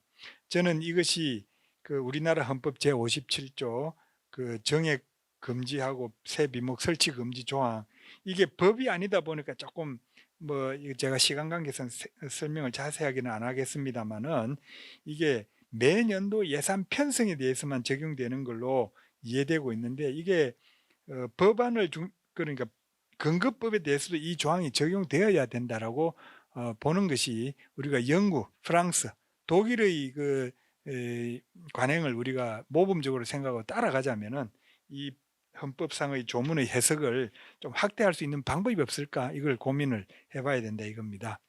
그 다음에 이제 16페이지에 들어가서 개별 입법에서 타당성 조사 면제하는 입법을 금지하는 이런 거는 국회법에서 스스로 국회의원들이 금지하도록 좀 했으면 좋겠다, 뭐 이런 생각입니다. 그 다음에 이제 입법 과목과 행정 과목의 구분에서는 지금은 의회가 행정 과목을 정액 뭐 감액 온갖 것 다 하고 있는데 그러지 말고 헌법상의 취지를 그대로 준수하자. 그게 뭐냐면 지출 각항입니다. 지출 예산 각항. 이 말은 재헌 헌법 당시의 예산서를 살펴보면은 지출 각항이라고 하는 것은 프로그램 항단이기 때문에 거기까지 입법 과목이니까 그 밑에는 그 하위의 행정 과목에 대해서는 행정부의 재량으로 맡기는 것이 좋지 않겠는가. 그래서 그런 사업들을 뭐 의견을 낼 수는 있죠, 의회가. 그렇지만 그걸 부대 의견으로 보는 것이 저는 맞겠다, 뭐 그런 생각입니다. 넘어가겠습니다. 그다음 17페이지 이제 그 국회 예산 수정 절차의 명문화는 우리가 그 개별 사업, 우리가 그 쪽지 예산이라고 많이 불리는데 저는 이것이 행정부의 동의가 구두로 이루어지기 때문에 그렇다. 그래서 저는 이게 어떤 형태로든지 이 국회의 예산 정액에 대해서는 그걸 한번 서류상으로 행정부로 넘어갔다가 그 다음 행정부에서 그걸 동의하는 절차를 밟아주는, 그래서 이 구두로 이루어지다 보니까 너무 순식간에 예산이 그냥 결정되고 채워버리는데, 그러지 말고 좀 시간을 두고 이루어짐으로써 여론에 의한 감시가 이루어질수록 해야 되는 거 아니냐. 그래서 예산 수정 절차가 명문화될 필요가 있지 않나. 뭐 그런 의견을 했습니다. 마지막으로 18페이지는 아까 결산위원회를 우리가 분리해가지고 이그 영연방 국가들과 같은 공공회계위원회 기능을 회복할 수 있도록 했으면 좋겠다. 뭐 그런 생각으로 정리를 했습니다. 이상으로 발표를 마치겠습니다. 예, 안녕하십니까. 자유화시장 연구소장의 권현실입니다. 아마 원래는 제가 맨 뒤에 하기로 되어 있는데 아마 그 사회자분께서 보시기에 아마 가장 그 뭐라 할까요? 일반적인 내용을 할까요? 보편적인 내용을 할까요? 좀 덜 기술적인 것 같아서 먼저 하라고 하신 것 같습니다. 저도 그렇게 생각을 합니다. 제가 먼저 하는 게 맞다고. 총장님 먼저 하시려고 그러려고 했는데 네. 총장님이 제일 뒤로 하려고 그러는 것 같아요. 가만히 보니까. 그래서 바꾼 거죠. 예. 제가 처음에 이제 국회 예산심의 현황 관련해서 그 옥동석 교수님께서 발표를 하신다 그리고 제가 이제 토론을 좀 맡아달라고 했을 때 저는 약간 좀 다른 뭐랄까요, 다른 방향의 내용이라 할까요, 그렇게 생각을 했었습니다. 그러니까 현재 이제 국회에서 그 예산 쪽에 과연 어떤 식의 그 통제를 하고 있고 그것이 어떻게 좀 잘못되고 있는가, 이걸 어떻게 개선할 것인가, 뭐 이런 쪽을 생각을 했었는데 제가 받아본 발표문에는 그것과 약간 좀 벗어났지만은 좀 행정부와의 관계, 그 다음에 발표문을 들으셨겠지만 상당히 그 기술적인 그 디테일한 내용까지 있어가지고 저는 사실 뭐 이런 재정 분야나 이런 쪽에는 큰 공부를 많이 하진 않았습니다. 그래서 저한테는 상당히 좀 어렵기도 한 문제고, 예, 하지만 제가 이제 발표 내용을 좀 자세히 보고 또 의회의 역할이 과연 어떻게 될 것인가라는 평소 가지고 있는 생각, 이런 것들 기반으로 제 의견을 말씀드리도록 하겠습니다. 먼저 그 발표문의 내용과 관련된 이야기인데요. 의회와 행정부 간의 예산권의 최적 배분에 관한 내용으로 좀 파악을 하고 있습니다. 근데 제가 이제 생각하는 건 예산 편성권은 어쩌면 행정부에 가지고 있고, 제가 보는 것은 의회가 탄생했을 때 또는 의회가 생겼을 때의 애초에 행정부라는 것은 어쩌면 왕과 관리로 이루어진 부분이 집행부로서의 역할을 했던 것이고, 그 다음에 이제 의회라는 것이 새로 만들어지면서 그 의회가 무슨 역할을 하면서 만들어졌는가라는 그런 그 역사적 관점에서 저는 일단 바라보고 있습니다. 그래서 예산 편성권은 당연히 이제 행정부에 있는 것으로 보고, 그 예산에 대한 통제와 감시를 이제 의회 감시권은 이제 의회에 있다가 보고, 이제 이런 관점에서 예산권 배분 문제를 보고 개편 방향을 살펴보려고 합니다. 그래서 첫 번째는 예산 소요 및 세입 감세 입법 제한인데, 현재 한국에서는 그 이에 대한 입법이 국회 무제한적으로 허용되고 있는데 이는 행정부 예산 편성권 실제 침해할 것이다라고 되어 있는데, 저는 뭐 이 내용엔 뭐 동의를 하고요. 당연히 국회가 할 역할 또는 할 부분이 아니라고 당연히 생각을 합니다. 또 하나는 여기 뒤에 다시 이제 말씀을 드리겠지만, 국회가 예산 재정이 늘어나는 것을 국회가 스스로 이제 입법 발의를 하고 거기에 재정이 소요되도록 만드는 것은 의회의 본래 역할을 망각한 것이 아닌가라는 저는 그 생각까지 하게 됩니다. 그래서 그 유진호 박사의 재헌헌법 당시 이야기를 거기 발표문에도 있습니다만, 국회는 국민의 부담을 가볍게 하는 것에 치중하는 것이지 국민의 부담을 증가시키는 그런 것을 하는 것이 아니다라는 것은, 이런 부분에 대해서는 국회가 상당히 좀 자제를 해야 되지 않느냐라는 부분에서 발표문에 동의를 합니다. 또한 그 예비 타당성 조사 면제는 뭐 좀 전에 이야기가 나왔으니까 넘어가도록 하겠습니다. 그다음에 이제 2번은 이제 입법 과목과 행정 과목 구분 관련인데 뭐 당연히 구분돼야 할 것이고 정책 방향이라든가 의회에서 하는 그런 그 커다란 부분 방향을 제시해주는 것까지는 하지만 그 구체적인 사업 내용까지 하는 것은 과도한 개입이 아니냐라고 저도 생각을 합니다. 다만 여기서는 뭐 제가 이제 부연 설명 부탁하려고 했었는데 그건 아까 조금 전에 말씀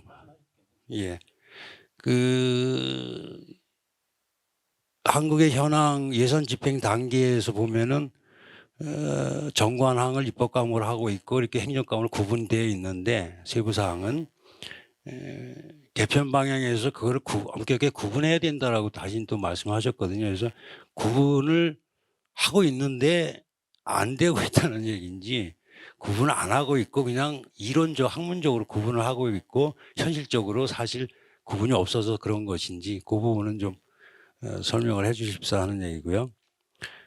세 번째 예산 수정 절차 명문화 투명화는 뭐 선심성, 전시성 낭비 예산이나 의원들의 재선용 예산 막기 위해서라도 반드시 필요하다라고 봅니다.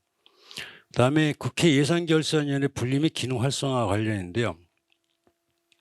결산 심사에 좀 더 많은 시간을 투자하고 좀 더 심도 있게 하자라는 의미에서 이제 이해를 합니다만 한 가지 드는 의문은 만약에 이제 효율성이라는 걸 살펴볼 때 예산과 결산을 같은 위원회에서 했을 때 예산 심의할 때 논의됐던 어떤 문제점들, 내용들을 좀 더 파악하고 있을 예산결산위원회에서 결산까지 하는 것이 오히려 효율성 면에서는 더 이로운 면이 있지 않을까라는 생각을 전 했습니다. 그래서 어떤 것이 더 나을까라는 것은 저로서는 정확히 말씀드리기가 참 어렵지 않는가 그런 생각이고 그다음에 이제 영연방 국가들의 공공회계위원회 방식을 벤치마킹 하자라는 것은 어떤 정쟁 결산에서도 어떤 정쟁이 발생하고 하는데 그런 걸 방지하기 위해서 그런 소지가 없는 부분은 공공회계위원회 방식을 벤치마킹해서 하는 것도 하나의 방법일 수 있겠다라는 생각을 했습니다. 이제 전반적인 문제로 발표문 중에서 예산권 최적 배분 문제 어떤 가정이랄까 전제 조건에 대한 저는 뭐 의문이 하나가 있는데요. 암묵적으로 가정하고 있는 게 그런 것 같습니다. 그래서 입법부와 국회와 행정부가 가진 장단점이 있는데 그 장점을 최대한 살리고 단점을 최대한 줄이자라는 것에 하는데 예산을 집행하는 행정부는 세부 사항에 대해 더 많은 정보들을 보유하고 의회는 거시적이고 전략적 관점이 정책론에 더 많은 장점을 보유한다라는 것이 이제 전제 조건이 같습니다. 그래서 그 부분에 맞춰가 체력 배분이 이루어져야 된다라는 것인데 과연 의회가 거시적이고 전략적 관점 정책론을 할 수 있는 정도의 의회라고 우리가 할 수 있을까라는 생각입니다. 그러니까 이런 전제가 어떻게 보면 암묵적인 전제 조건인데 이 암묵적인 전제 조건을 수긍하기가 참 어렵다라는 생각을 했습니다. 그다음에 예산 및 조세 관련 의회가 하는 역할입니다. 그 전반적인 의회가 어떤 역할을 해야 될 것인가 보면 이건 이제 국회 홈페이지를 들어가 봤는데 국회 홈페이지에 크게 4가지 국회 역할을 해놨습니다. 근데 첫 번째가 입법 활동입니다. 근데 그다음에 두 번째가 이제 예산 결산 즉 재정에 관한 문제로 들어가는데 재정 결국은 이제 세금 문제 아니겠습니까? 근데 제가 이제 의회 기원이라는 걸 좀 살펴보다 보니까 의회 기원 자체가 세금과 굉장히 깊게 연관이 돼 있고 그다음에 이제 그 왕이 쓰는 그 돈 또 조세 이런 부분을 어떻게 통제하고 컨트롤할 것이냐라는 부분에 처음 의회가 생기면서 그 부분에 가장 관심을 갖고 있던 부분인데 그래서 이 부분이 이제 뒤로 두 번째로 들어가 있다는 얘기죠. 그래서 과연 의회가 자신이 가장 우선적으로 해야 될 역할이 무엇인가라는 것이 이제 빠지고 뭔가 좀 망각되고 입법하는 것이 가장 최우선적인 활동으로 돼 있는 게 이게 좀 여기서부터 문제가 시작되는 게 아닌가라는 저는 생각을 했습니다. 그러니까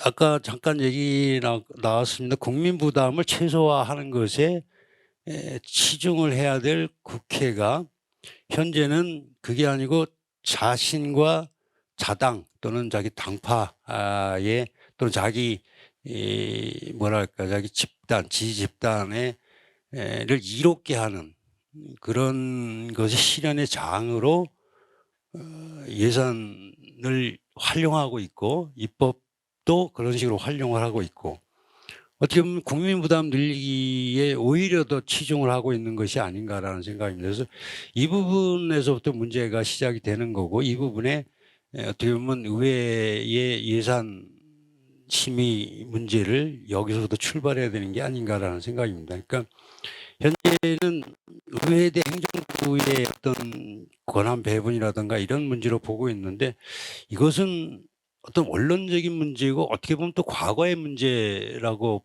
보여진다는 겁니다.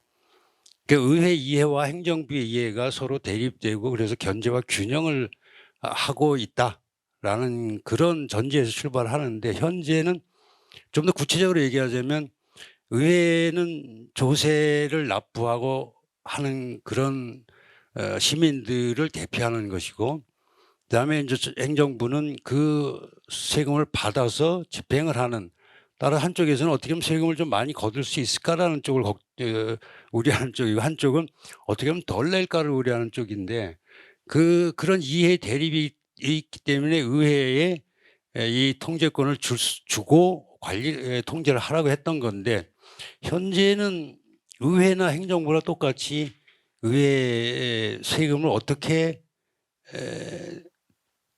국민의 부담을 덜 할 것이냐라는 것이 관심이 아니고 어떻게 해서 더 많이 끌어가지고 더 많이 쓸 것인가에 서로 경쟁적으로 하고 있다는 이야기죠. 그러면 이게 뭔가 조세 수입 및 사용자라는 입장에서 같은 편이 되어버렸기 때문에 이게 여기서 문제가 크게 대두되고 있는 게 아닌가라는 생각이고 예산 결산할 때 뭔가 다툼이 있는 것처럼 보이지만 사실은 그것은 또 국민의 부담이라든가 조세 문제라든가 재정 문제 이것보다는 오히려 정쟁의 연장으로 되고 있는 게 아니냐라는 겁니다. 따라서 의회 역할을 어떻게 원래대로 즉 조세 부담자의 대표로서의 역할로 재정립할 것인가 문제가 더 근원적인 문제가 아닐까라는 것이고 그리고 이런 문제의식에서부터 예산권 배분을 좀 다시 고려해 보는 것이 어떨까라는 생각을 해봤습니다. 제가 뭐 이쪽에 대해서 아까 처음에 말씀드렸지만 재정이라든가 이런 부분에 하는 공부를 한 것이 아니기 때문에 발표문의 내용을 보면 현실적으로 공공회계위원회를 예산 쪽에도 활용할 수 있는 방법은 없을까라는 전 그 생각을 좀 해봤습니다. 이상입니다. 사실은 이게 지금 국회나 재정을 얘기하지만 이 모든 것의 기본은 헌법 1조 1호 보면 대한민국 민주공화국이란 말이 딱 있단 말이죠.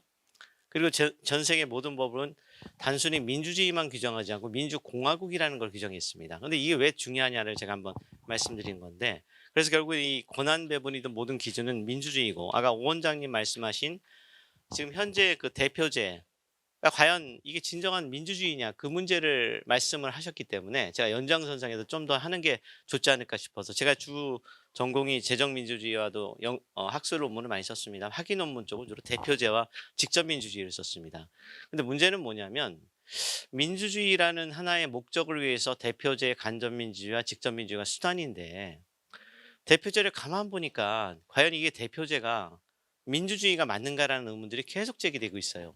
그래서 정치학적도 그렇고 저도 그렇고 현재 민주주의는 국민이 주인이고 한마디로 국민이 주인이고 국민을 위해서 by the people, for the people이 기본인데 실질은 선출될 때는 by the people이지만 되고 나서는 by the people이 아니라 자기들 멋대로 그 다음에 for the people이 아니라 자기들의 부분이 이렇게 운영된단 말이죠. 바로 이런 것 때문에 저는 이제 항상 이 대표제를 문제점을 해결하기 위해서 선거 이후에도 계속 충격을 줘야 되고 그러기 위해서 직접민주주의는 이제 여론이라는 게 이제 들어선 거죠. 그래서 지금 현재의 대표제는 한마디로 말해서 남용되는 상당수 또 우리나라의 경우에는 민주주의가 아니라 독재의 한 형태인, 독재는 두 가지 형태가 있습니다. 독재 하나는 왕정이 기본적인 모델이지만, 그래서 우리나라 사람들 민주주의 반대가 독재는 왕정이라고만 생각하는데, 왕정 말고 또 있었던 게 있었으니 과두정입니다. 과두정이란 뭐냐면 한 사람이 집중하는 게 아니니까 독재가 아닌 것처럼 보이지만 소수의 그룹들이 자기들의 임무를 추구하는데, 오늘날 진보 보수라고 해도 이런 국회의원들의 경우에는 소수의 권력기관들이 그들의 이익을 추구하고 있단 말이죠. 그래서 결국 선출될 때는 국민을 외치지만 되고 나선 자기 이익만 생각하는 과두정. 그래서 과두정의 모양은 보기에 나름의 왕에 비해서는 민주적으로 보이는데 실질적으로 보면 이건 틀림없이 독재입니다. 그 대표적인 형태가 로마 시대의 삼두 정치가 그 공화정이라는 이름을 우리한테 알려주고 있는데요. 초기에 왕정이 있다가 로마 시대가 삼두 정치의 공화정으로 넘어가는데, 그 공화정은 반드시 독재입니다. 상원 귀족과 삼두 캐사르 같은 사람들이 지배하고 민의회가 있었지만 실적 권한은 미약한. 그러니까 결국 우리에게는 이게 이제 과두정을 보면 이게 민주주의 아닌가 착각하지만 그런 의미에서 한번 말씀드리고요.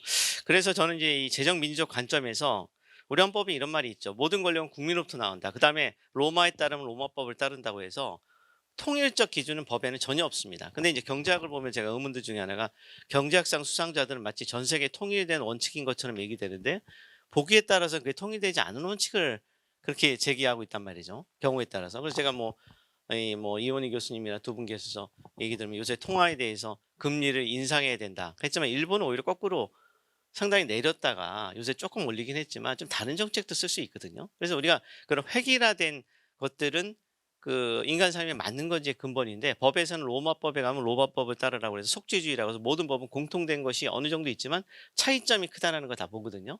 자, 그런 면에서 민주주의의 정도도 다 틀려요. 그래서 의회가 성숙돼 있을 때는 의회 권한을 주는 게 맞는데, 의회가 성숙되지 않을 때 의회 권한을 강한 규정을 한다. 그래서 대표적으로 미국의 헌법이, 미국의 규정이 가장 중요한 것 중에 제가 제가 자료로 올린 것 중에 비교헌법적으로 보면 뭐 오 원장님 말씀, 옥 교수님 말씀에 전적으로 동의하는데요. 27페이지를 보시면 이런 내용을 썼습니다. 예산 편성권과 심의 의결권을 명문화된 헌법 체계를 가진 나라. 즉 헌법에 아주 구체적으로 어느 정도 큰 틀을 규정한 나라가 있습니다. 그게 우리나라뿐 아니라 독일, 프랑스 이런 나라들이죠. 오히려 독일, 프랑스는 우리나라보다 더 자세합니다. 반대로 미국의 경우에는 편성권은 한마디도 없고요. 예산에 대해서 국고의 지출은 의회의 승인을 받는다. 그래서 지출 승인법이라는 표현을 쓰는데 지출에 대해서 승인한다는 딱 하나 규정밖에 없습니다. 그러니까 헌법에는 딱 요거 하나밖에 없다 보니까 나머지는 다 어떻게 되느냐, 법률로 정하게 됩니다. 근데 법률이라는 특성을 가만 보면 누가 제정하냐, 전 세계 공통정의 국회가 최종 독점적으로 의결하게 되어 있는 게 법률입니다. 아무리 누가 법률안 편성을, 법률안 제출을 우리처럼 양쪽에서 하지만 미국은 의회에서 하게끔 입법도 만들고, 그러다 보니까 법률에 넘겨주게 되면 의회의 정권 독점이 벌어지고 있는 것입니다. 결국 미국의 그 소위 말하는 그 예산에 관한 권한을 보면 예산 재정 헌법주의가 아니라 재정 법률주의라서, 저는 그래서 아까 이제 오 원장님 말씀과도 관련되지만 헌법에 규정할 필요가 있느냐 법률에 규정할 거냐고 해서 저는 법률 쪽에 좀 더 우리나라는 좀 더 강하게 규정할 필요가, 법률이 아닌 헌법. 그 이유는 전 세계 헌법을 보면 우리나라처럼 국민투표로 하는 나라가 있고요. 직접민주로. 또 하나는 설사 국민투표로 의하지 않아도 대부분의 나라는 일반 법률보다는 더 강화된 요건으로만 개정이 됩니다. 그러다 보니까 국회가 마음대로 못하게 국회 의결권을 제한하는 거죠. 그래서 그런 면에서 저는 재정 헌법주의 문제도 같이 한번 좀 논의를 해야 되지 않느냐라는 얘기를 하면서, 우리나라는 그러니까 아까 말한 법률도 중요하지만 조금 더 좀 헌법에 좀 더 자세하게, 프랑스 쪽이 좀 더 자세하거든요. 그래서 그런 면에서는 좀 더 한번 보완이 필요하지 않을까. 왜냐하면 국회에 맡겨놓으면 법률의 정권으로 가면 안 되죠. 그 다음에 또 하나, 이게 법률안 거부로 된다고 그러는데 사실 법률안 거부라는 게 아까 말씀드린 대로 여러 가지 논란이 많아서 어려운 문제가 있고요. 그 다음에 증액동의 문제로 제가 한번 좀 하나 말씀드리겠습니다. 아까 우리나라 이제 대표적으로 의회 수정 권한에 제한해 헌법 개헌을 2017년도 그렇고 그 이후로도 얘기를 하면 가장 큰 핵심은 다른 걸 얘기하지 않거든요. 증액동의의 문제. 그러니까 미국에도 편성권은 행정부에 있지만 그럼에도 불구하고 국회가, 의회가 주도권을 갖는 이유는 증액 동의가 없어서 수정 의결의 제한이 없거든요. 근데 우리는 감액은 자유롭지만 증액은 사실은 정부의 동의를 받게끔 돼서 이거가 가장 핵심 사항입니다. 뭐 편성권을 뺏어오자는 것보다 실제로 하면 증액 동의인데, 그러면 이 수정 의결권에 제한하는 건 뭐냐? 이건 아까 민주주의와도 관련되죠. 국회가 잘했을 때는 수정 의결권의 제한은 둘 필요가 없는데 국회가 제대로 되지 않을 때. 그럼 그 이유가 뭐냐? 제가 봤더니 대부분 나라에서 영국도 그렇고 미국도 그렇고 어느 나라 공통점이 소선거구제에서 당선된 지역 대표성이 항상 문제가 되죠. 그러다 보니까 지역 대표제를 계속 많이 두는 한 지역구 예산이라는 것은 어느 나라든 증액을 계속 해 나가는 과정이란 말이죠. 그래서 이 선거구 문제도 좀 고려해 봐야 될 것 같아서요. 그래서 어떤 사람은 스웨덴이나 이제 이스라엘 같은 경우에는 의외로 예산 부분이 국가 전체의 우선순위를 정확하게 반영하는데 거기는 이제 기본적으로 지역구가 좀 적다는 얘기를 해서 제가 그 부분은 좀 더 한번 생각을 해야 될 것 같고요. 그다음에 이제 부당한 감소는 지금 무제한으로 허용됩니다. 실제는 증액 동의가 있지만 옛날에는 증액 동의가 있어서 국회가 제대로 못했지만 어느 순간 국회의원들이 증액 동의를 거의 무력화시키고 있습니다. 가장 큰 이유는 아시다시피 행정부의 중요한 예산을 완전히 그냥 제로는 아니지만 상당한 삭감을 해버리니까 행정부 입장에서는 아무것도 못하게 되는 구조가 되죠. 그러다 보니까 증액하고자 싶어는 동의를 안 해줄 수 거부는 형식적으로 가능하지만 부당한 감액이 엄청 벌어지게 되면 자기가 국회에서 요구하는 증액을 안 들어주면 감액은 무제한으로 의결됩니다. 그러다 보니까 증액 동의가 어느 순간부터 이게 형해가 되기 시작했다는 겁니다. 그래서 이런 면에서 우리는 증액 동의는 있지만 문제가 있죠. 그런 의미에서 옥 교수님 말씀하신 부당한 증액도 문제가 되지만 세입 감소, 그다음에 감액의 경우에도 한번 우리가 지출 감액의 경우에도 진지하게 생각해야 된다. 이 부분에 대해서 한번 우리가 고려하지 않으면 현재에서는 실제는 국회에서의 심의 의결권은 현실은 무제한이다. 라는 결론이 지금 도달해 가는 것 같습니다. 그런 의미에서 엄청나게 많은 편법들이 제공되고 있고요. 그래서 저는 이제 의회주의를 다시 봐야 되는 게 의회주의 본질은 의회주의는 공개고요. 오픈되고 그래서 국민한테 정보를 제공하고요.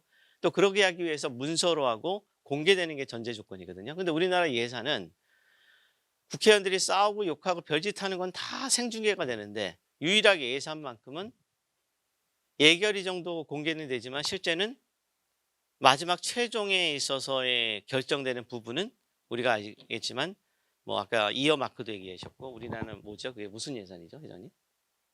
쪽지 예산이라고 해서 쪽지를 보여주는 거죠. 미국은 이어마크라고 귓속말로 해서 그것도 문서화되지 않고 비공개로 하지만 우리나라는 쪽지 예산으로 또 그래서 국회 관계자한테 물어보면 예결위원회에서 결정되는 게 아니라 어디 우리 서울 시내든 모두 못 쳐가서 결정한단 말이죠. 아무도 모르는 데서. 그러니까 그 밀실, 비공개, 비문서, 의회주의의 본질에 반하는 겁니다. 그래서 그게 여러 가지 의회주의 문제도 있지만 좋든 싫든 공개되고 문서되는 게 기본인데 이게 안 돼 있는 상태가 이게 과연 의회주의를 파괴하는 거 아닌가.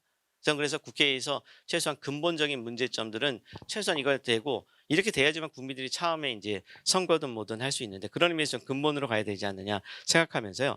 30페이지 결론적으로 그러면 국회에서 논의되는 모든 개헌이든 모든 핵심은 국회 권한을 강조하는 겁니다. 근데 이거를 얘기하면 안 되니까 쓰는 게 국회 권한 강조가 아니라 대신 제왕적 대통령제를 통제한다는 명분을 내세우고 있습니다. 제왕적 대통령제를 통제하기 위해서 재정 권한을 강화해야 된다. 근데 제가 질문을 던지는 게 그러면 제왕적 대통령제만 있습니까? 아니면 제왕적 의회는 없나요? 제가 보기엔 대통령이든 선출된 사람이 임명된 사람들 탄핵도 당하고 이렇게 당하는데 유일하게 탄핵당하지 않는 주체가 있으니 국회의원입니다. 그래서 국회의원에 대해서 탄핵이 안 되기 때문에 아시겠다시피 국민 소환 제도를 도입하자는 논의가 그런 의미거든요. 국회의원만 재직 중에 범죄나 이제 선거법 위반이 아니면 그냥 주구장창 가는 겁니다. 설사 재판도요. 보시면 알겠지만 3심제에서 사실상 범죄를 저지른 사람이 4년 내내 감옥에 있어도 임금 받으면서 할 수 있습니다. 이것 때문에 영국에서는 어떤 사람이 기소되면 지역구에 있는 국민들이 국민 소환을 하는 제도를 영국에서는 받아들여서 하고 있죠. 제가 말씀드리고 싶은 것은 국회 권한 강화가 대통령의 권한을 통제한다라고 제왕적 대통령이 얘기하는데 제왕적 의회가 있고요. 그다음에 또 제가 항상 얘기하는 것 중에 여소야대는 통제가 될 수 있는데 우리가 상당수 있는 여대 야소는 국회 권한을 설사 강화시켜도 대통령 권한은 절대 통제가 안 됩니다. 우리나라 상황에서. 그렇다면 재정의 권한을 강화한다고 해서 제왕적 대통령을 통제한다는 명분은 말이 명분이 그렇지 그냥 자신들의 권한을 강화하는 겁니다. 그런데 아까 다시 돌아가서 모든 권력은 국민으로부터 나오기 때문에 국민의 신뢰를 얻는 자가 권한을 센 겁니다. 그래서 대통령이 국민의 지지를 많이 받기 때문에 권한이 센 거고 그 다음에 헌법에는 없지만 시도지사가 사실은 권한이 센 이유가 지지를 제일 많이 받거든요. 득표수가 크단 말이죠.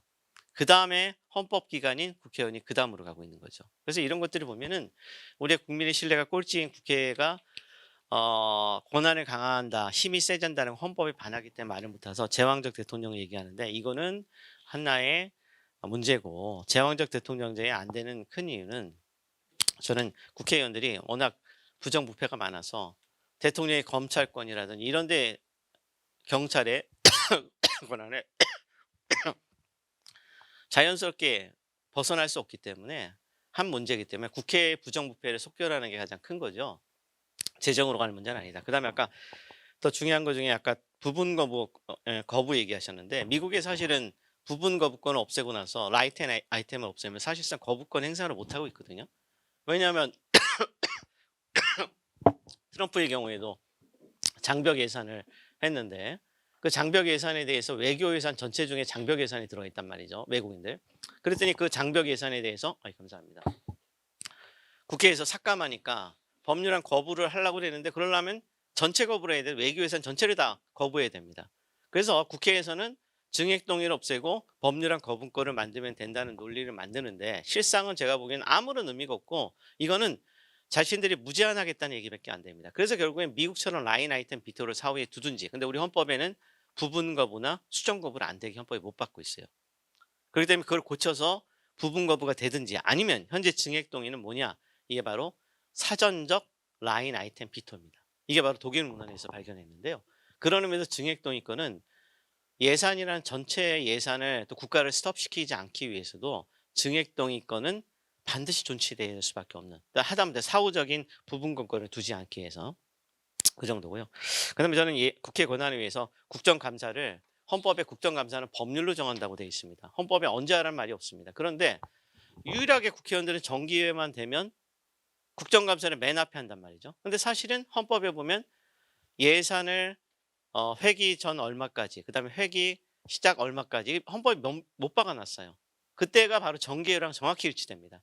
그러니까 정기회 때는 원칙적으로 헌법의 명령으로 예산을 집중해서 해야 되는데 우리는 국정감사를 다 하고 나서 싸우다 나중에 하는데 그래서 국정감사를 반드시 위헌적인 법률로 지금 정기했다는 건 위헌적인 성격이 있어서 다른 가는 이전해야 되고요.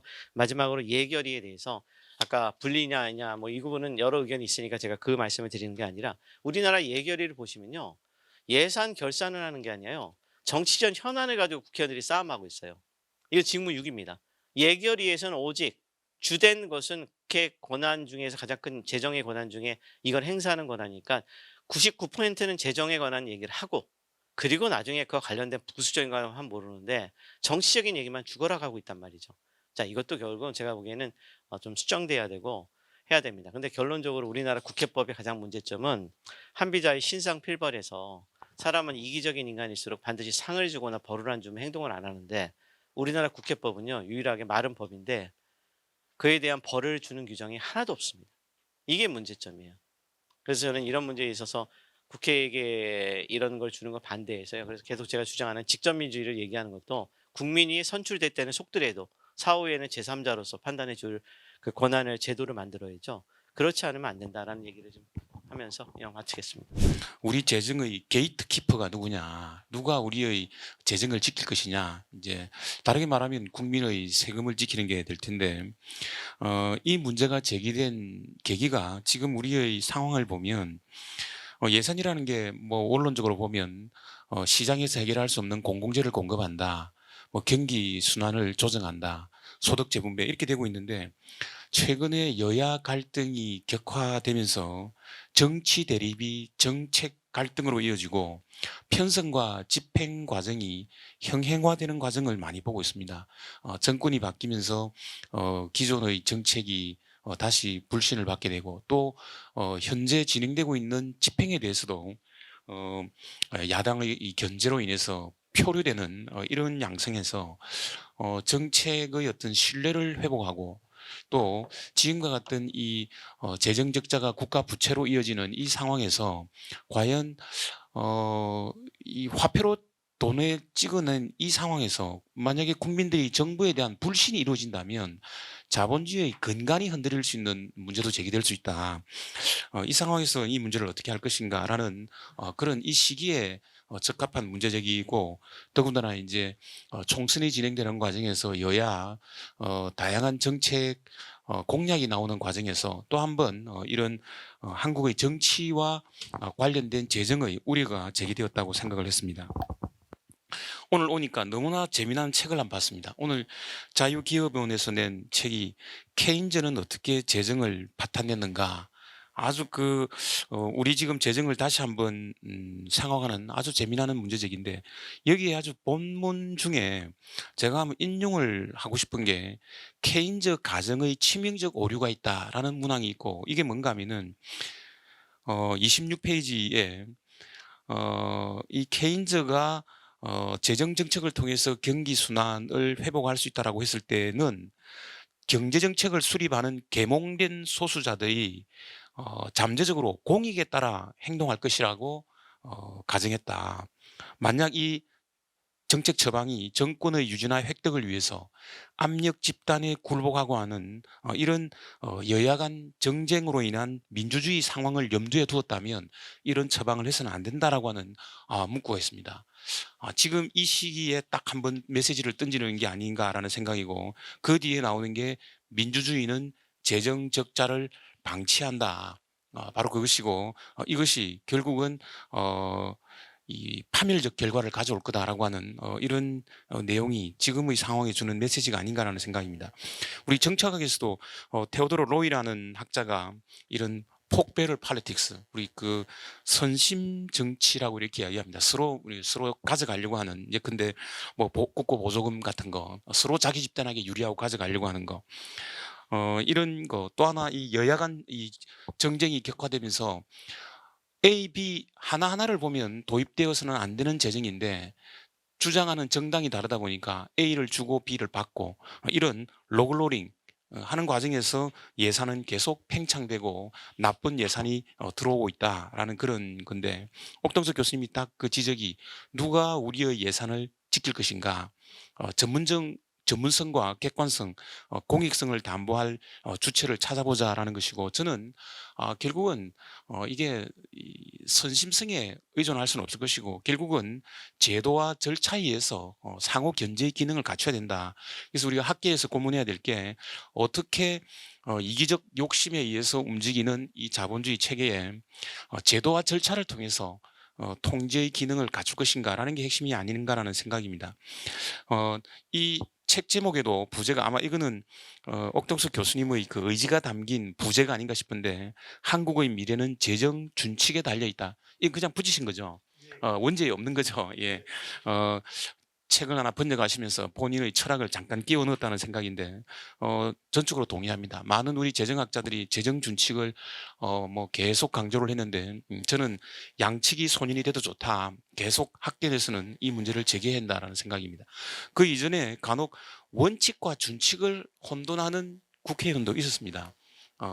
예산 원칙이 있는데 준칙이 왜 필요하냐라는 이야기도 했는데, 이것은 우리 국가재정법에 예산의 원칙이라고 해서 재정 건전성, 국민 부담 최소화 뭐 이런 것들 2007년에 국가재정법을 새롭게 제정하면서, 예산회계법을 대체하는 국가재정법을 제정하면서 나름 아이디얼리스틱하긴 하지만 한번 잘 정리된 게 있습니다. 이 국가재정법에 있는 예산 원칙은 다시 한번 이번 22대 국회가 구성되면 모든 국회의원들이 한번 읽어보고 시작을 했으면 좋겠습니다. 그럼에도 불구하고 이 원칙이 그야말로 원칙이기 때문에 구체적인 수치를 가지고 우리 스스로를 통제하자는 게 준칙입니다. 왜 GDP의 50%냐? 이제 이미 50%는 깨졌지만 그 논거에 대해서는 우리가 좀 더 고민을 해야 되겠지만, 그런 구체적인 수치를 가지고 통제하지 않으면 자제하기가 어렵다라는 것에서 이 문제는 다시 한번 강조해야 될 것 같습니다. 특히 이 부분은 국민들이 공감대를 하고 국민들이 견제 기능을 해야 됩니다. 이 책이 아주 재미나는 게 맨 뒤에 독자들에 대한 제언, 이거는 원책에 있는 겁니까? 넣으신 거? 그렇죠. 이 내용을 보니까 원책의 내용은 이 책이 상당히 그 책임성 있게 한 건데 거기에 보면 1번이 그겁니다. 유권자들이 정부 지출의 진정한 비용을 명확하게 인식해야 된다. 유권자들이 바뀌어야 되거든요. 우리 지역에 뭘 갖다 준다고 했을 때 그것이 갖는 기회비용도 생각해야 됩니다. 뭐 몇몇 지금 공약에 상당히 걱정되는 공약들이 나오고 있는데 자기 지역은 다들 좋아하지만 왜 국가 재정을 가지고 특정 지역의 집가를 상승시키는 노력을 해야 되느냐.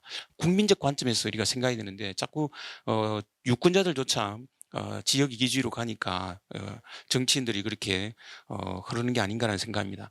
법정 화폐를 사용하고 있는 현대 자본주의는 결국은 정부에 대한 신뢰를 바탕으로 진행되고 있습니다. 종이에 쓰여져 있는 이 돈의 가치가 이 지나친 재정 팽창으로 돈의 가치가 추락한다면 결국은 자본주의 체제 위협이 될 것이고 이것은 재정 적자와 국가 부채에서 출발하고 있습니다. 이게 한때 우리가 예산 감시 운동 뭐 이런 운동을 했듯이 국민 스스로 이 부분에 대해서 공감대를 형성하고 스스로 확산하는 노력이 필요하고 전문가들이 이 부분에 대해서도 한번 관심을 가졌으면 합니다.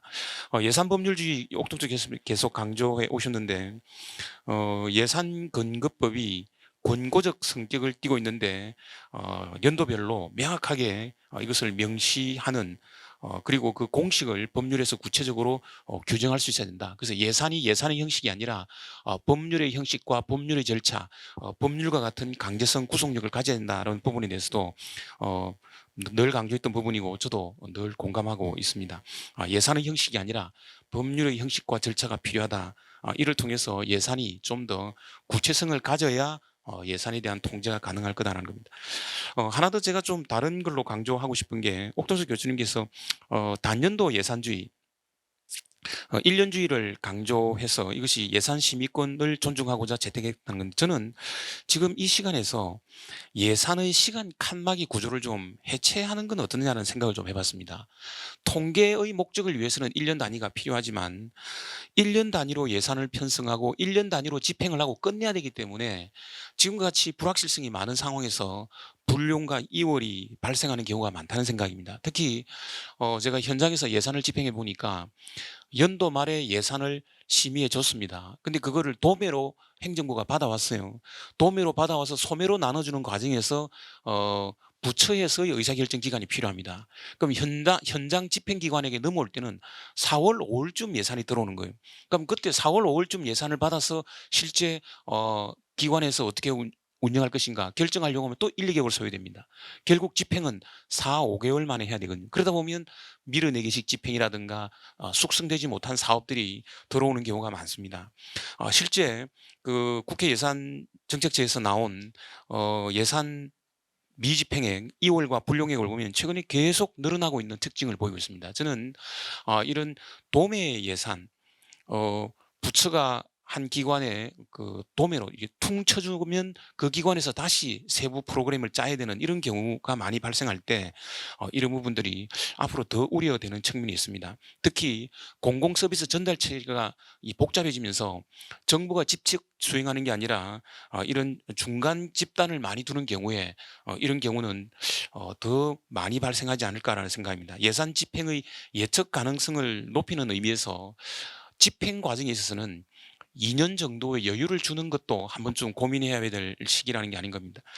지금 예산의 신속 집행, 뭐 조기 집행 이런 이야기를 하는데 속도만을 당길 것이 아니라 제도와 절차를 개선하는 게 예산의 효율성을 제고하는 방법이 아닌가라는 생각입니다. 그 다음 또 하나가 엔타이틀먼트 익스펜디처에 대해서도 많이 이야기가 있었는데 특히 무서운 게 뭐 극단적으로 한 번 낭비된 지출은 한 번으로 끝나지만 이 엔타이틀먼트는 법으로 이런 사람은 이런 예산을 줘라라는 거기 때문에 한 번 이것이 들어오면 기득권이 형성되어서 지속적으로 재정 지출을 유발하게 됩니다. 더군다나 이 부분에 대해서는 강력한 통제가 필요하고 미국 경우에도 이 부분을 통제하기 위해서 일반 재정 지출과 의무 지출은 별도로 추계를 한다든가 별도로 재정 관리를 하고 있고 재원 확보에 대한 의무화를 강제한다든가 이런 것들이 강조가 되었는데 우리도 선거 과정에서 계속 이런 사람들에게는 이런 급여를 준다. 뭐 이런 게 계속 나오는 경우에 의무 지출로 인한 재정 경직성 그리고 지속적인 재정 지출을 유발하기 때문에 이 부분에 대해서는 특별히 별도로 강제하는 장치가 강조돼야 될 것 같습니다. 지금 우리가 많은 논의를 했지만 지금 21대 국회를 앞두고 이거 하나만큼은 좀 제도 개선을 해보자라고 한다면 결국은 저는 국회의 상호 견제 기능을 할 수 있는 장치를 도입할 게 아닌가라는 생각입니다.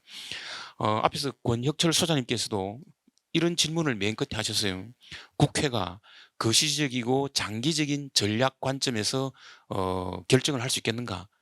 못할 거라는 지금 뉘앙스를 가지고 계시고, 또 옥동석 교수님께서도 토론 과정에서 결국은 재정의 문제는 공유제의 비극이다. 근데 여기에 대한 답은 없다라고 상당히 우려스러운 답변을 했는데, 제도주의 학파에 의하면 공유지의 비극은 두 가지의 해결 방안을 제시하고 있습니다. 하나는 이해관계자들의 자발적인 계약이 있을 것이다. 자발적인 계약을 할 수 있도록 재산권을 인정해줘라 라는 해답이 하나 있고, 또 하나는 결국은 규제였습니다.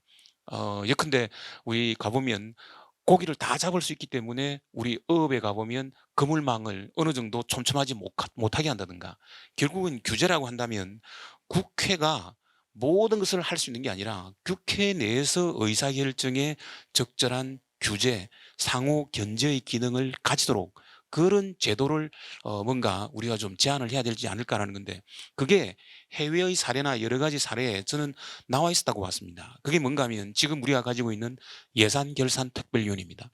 상임위원회의 의사결정을 결국은 상임위원회의 동의를 받도록 하고는 있지만, 예결위에서 모든 구체적인 사업까지 조정하는 이 구조는 깨야 된다고 생각합니다. 예결위에서 속기록에 남기지 않는 쪽지 예산이라고 했기 때문에 한때 소위원회의 의사결정도 속기록에 남기가 있습니다. 소위원회의 의사결정 속기록에 남기니까 지금 어떻게 하고 있습니까? 소소위원회를 만들고 있습니다. 결국은 도망가거든요.